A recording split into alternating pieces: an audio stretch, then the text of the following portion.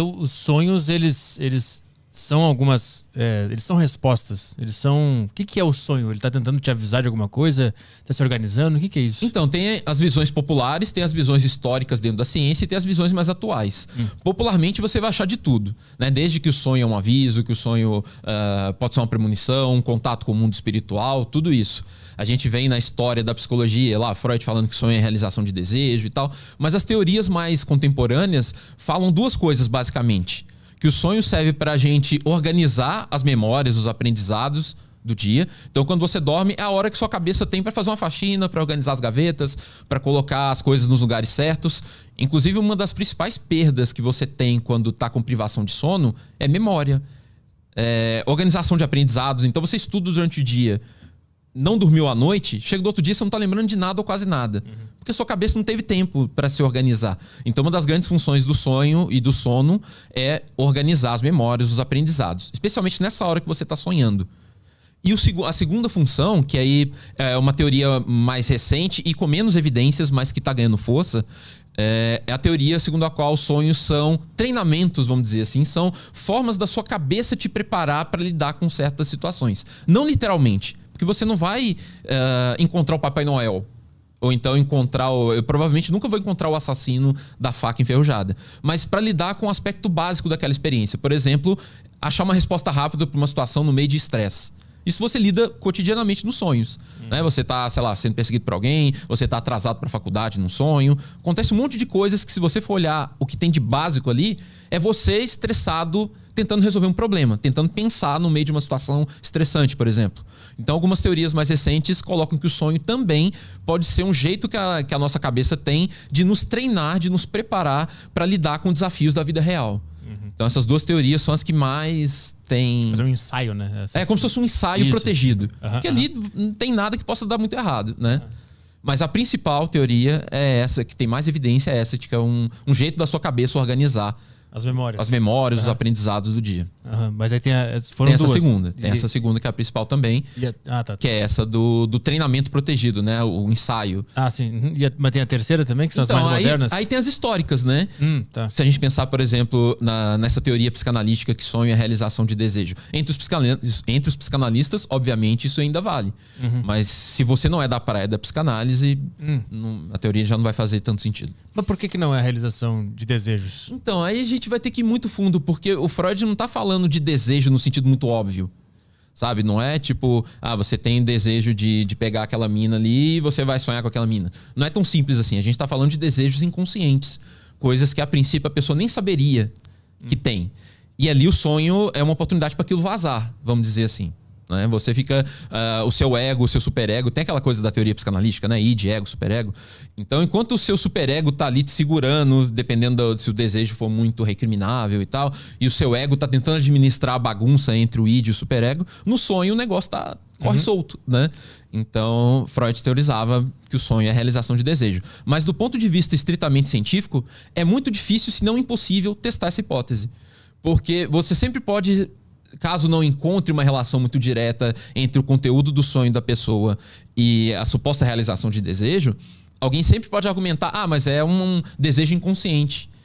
Por isso que você não consegue verificar. Tá lá no inconsciente, você não tem como acessar. Então, é uma teoria que não dá muito para testar cientificamente, entende? A tese caiu mais por falta de ter como testar, e não porque provaram que não é. Caiu fora da psicanálise, se a gente puder dizer assim. Porque dentro da psicanálise continua valendo, né? Mas outras perspectivas de uma psicologia baseada em evidências, por exemplo, que é um movimento aí da psicologia de amparar suas teorias e técnicas só em coisas para as quais tem evidência científica robusta, aí de fato é uma teoria que não faz muito sentido. Então, mas dentro da psicanálise ela faz sentido. É um dos pilares fundamentais do negócio. Mas para fora, para as outras ciências, ela não teve como ser testada. É esse o ponto. Para o restante da psicologia é uma teoria que não dá para testar. Entendi. A princípio. Entendi. Mas por chute ainda pode ser que... Então, é porque para a psicanálise a ideia de teste é diferente. A psicanálise é uma teoria clínica. Então, o teste, vamos dizer assim, é clínico. E aí, quando o psicanalista, por exemplo, usa esses princípios e ele entende que ocorrem melhoras nos casos clínicos, isso é meio que como se fosse um teste da teoria. Fala, tá funcionando, como é que os caras estão melhorando? Né? Como é que tá fazendo sentido? Como é que a pessoa tá psicologicamente melhor depois de trabalhar os sonhos dela e tal? Isso, do ponto de vista científico, tem uma série de problemas aí, né? Não é porque uma coisa funciona que ela está funcionando pelo motivo que você acredita, né? Mas é uma longa história. Se a gente for pensar, então a gente pode separar que na psicanálise faz super sentido e fora dela já não faz tanto. Lá no teu sonho, tu conversou com o cara que estava te ameaçando, ele falou o nome de uma pessoa, né? Quem tá te perseguindo é tal pessoa. Isso foi o quê? Foi um aviso? Foi um ensaio? Não, foi... Se a gente pensar de um jeito... indo pelo caminho mais simples, né? Na ciência, a gente sempre tenta buscar a explicação mais simples. Às vezes, a explicação mais simples não é a correta, mas a gente tem que começar por ela, né? A gente tem que lembrar que o conteúdo dos sonhos, a matéria-prima dos sonhos, ela vem da experiência, né? A princípio, são as coisas do dia a dia, são as coisas que você está pensando. A gente está aqui o tempo todo pensando coisas, né? Quando a gente está aqui acordado pensando, a gente costuma pensar em coisas que de alguma forma ou passaram pela nossa vida, ou são coisas que a gente quer fazer, enfim. São matérias-primas da nossa experiência. Não tem muito como a gente sonhar, a princípio, com coisas que não passaram pela nossa experiência, né? Não tem como, sei lá, você sonhar com uma espécie alienígena de um planeta muito distante lá que você nunca viu e nem soube a respeito, né? A gente vai imaginar e vai pensar em coisas com base no que a gente sabe. Por isso que os ETs, por exemplo, dos filmes ou dos relatos por aí, sempre se parecem com coisas que a gente conhece, né? Ou eles parecem pessoas, ou eles parecem povos, entende? Então a nossa cabeça ela tem que ter uma matéria-prima com base na experiência concreta do dia a dia. E com sonhos é a mesma coisa. Sendo assim, é de se esperar que a matéria-prima dos sonhos, que as coisas que apareçam nos sonhos, sejam coisas do dia a dia também. Então, é razoável que eu tenha percebido em algum nível algum atrito com essa pessoa. Isso pode não ter vazado para minha consciência, eu não ter parado para pensar, não, pior que é mesmo, hein? Sabe quando você conhece uma pessoa, por exemplo, você bate o olho nela e fala, não gostei. Sabe? É uma antipatia meio instantânea. Isso acontece, né? A gente muitas vezes não sabe por que a gente ficou com antipatia. Porque isso é um processo que, em boa parte, ele é inconsciente. Você não tem acesso ao motivo. Às vezes a pessoa se parece com alguém que você conhece, às vezes a voz dela te lembra a voz de alguém, ou ela falou um negócio ali que você captou muito perifericamente e você não gostou. Só que inconscientemente essa informação está sendo processada.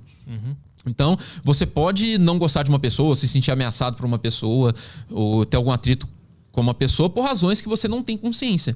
Mas como isso está sendo registrado, está entrando na sua cabeça, isso pode aparecer de várias formas, inclusive nos sonhos.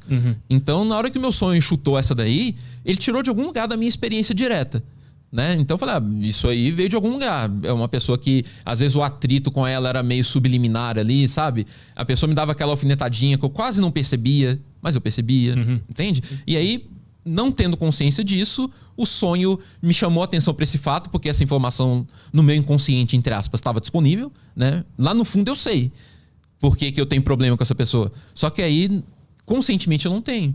Porque a gente tem essa coisa, a gente só tem acesso consciente a um pedacinho das coisas que estão se passando na nossa cabeça. Sim. É uma fração muito pequena. E aí o sonho só me deu uma colinha, ele me deu uma dica dessa instância outra aí, que é o inconsciente. Aí eu levei pra terapia para ver se fazia sentido. Porque poderia não fazer. Sabe, eu poderia descobrir na terapia, por exemplo, que da mesma forma como eu posso sonhar com um Pokémon e isso não tem nada a ver com a minha vida, ele pode ter falado que eu estava sendo perseguido por aquela pessoa e não estava. Né? Então o sonho pode ser tanto uma ficção como um machucar o teu inconsciente que está tentando sair para tu resolver aquilo ali, tá? Então pode ser os dois. Pode ser os dois e pode ser outras possibilidades. Né? A gente tem que lembrar que quando a gente está sonhando, o nosso cérebro está funcionando de um jeito diferente, parcialmente diferente do que quando a gente está acordado. Por exemplo, tem uma área aqui, bem nessa parte da testa nossa aqui, que dá essa voltinha, que começa o cabelo, que é o córtex pré-frontal. Essa área, entre outras coisas, ela está associada com o nosso julgamento, com a nossa atenção. Sabe quando você para pensar numa coisa, quando você está julgando se algo é certo ou errado, o pré-frontal ele tem uma participação nesse tipo de processo. Não é ele sozinho, o cérebro ele funciona como um todo, mas ele tem uma participação importante aí. Na hora que você está dormindo e sonhando, o pré-frontal ele tira uma folga.